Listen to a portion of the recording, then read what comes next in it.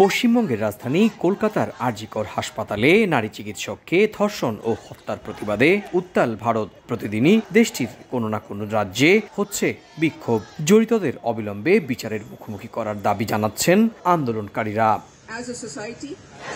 সোমবারও একইভাবে কলকাতায় বিক্ষোভ মিছিল ও মানববন্ধন করেছেন কলকাতার সিনিয়র চিকিৎসক ও স্বাস্থ্যকর্মীরা। সুষ্ঠু বিচার ও নিরাপদ কর্মক্ষেত্রের দাবি না মানা পর্যন্ত কাজে ফিরে যেতে অস্বীকৃতিও জানিয়েছেন চিকিৎসকরা।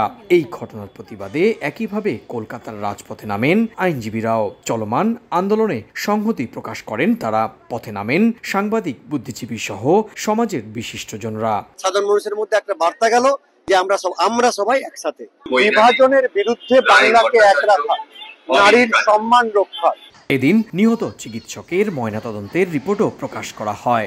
রিপোর্টে দেখা যাচ্ছে ওই নারী চিকিৎসকের দেহে একাধিক আঘাতের চিহ্ন রয়েছে। মিলেছে যৌন সহিংসতার প্রমাণও।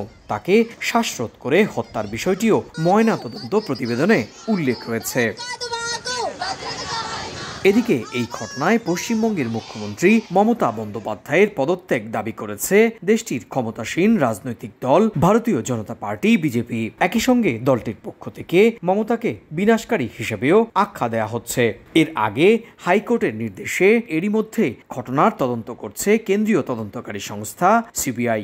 দুদিন আগে সুমোটো মামলার পরিপ্রেক্ষিতে মঙ্গলবার সুপ্রিম কোর্টে শুনানি হওয়ার কথাও রয়েছে। 9 আগস্ট রাতে কলকাতার আরজিকর হাসপাতালে রাতে ডিউটি করার সময় একজন নারী চিকিৎসককে নির্মমভাবে পাশবিক নির্যাতন করে খুনের অভিযোগ ওঠে। এই ঘটনার পরদিন থেকেই গোটা ভারত জুড়ে আন্দোলন দানা বাঁধতে থাকে। গেল 10 দিন সেই আন্দোলন কার্যত নাগরিক আন্দোলনে পরিণত হয়েছে। সুব্রত আচার্য, সময় সংবাদ, ভারত।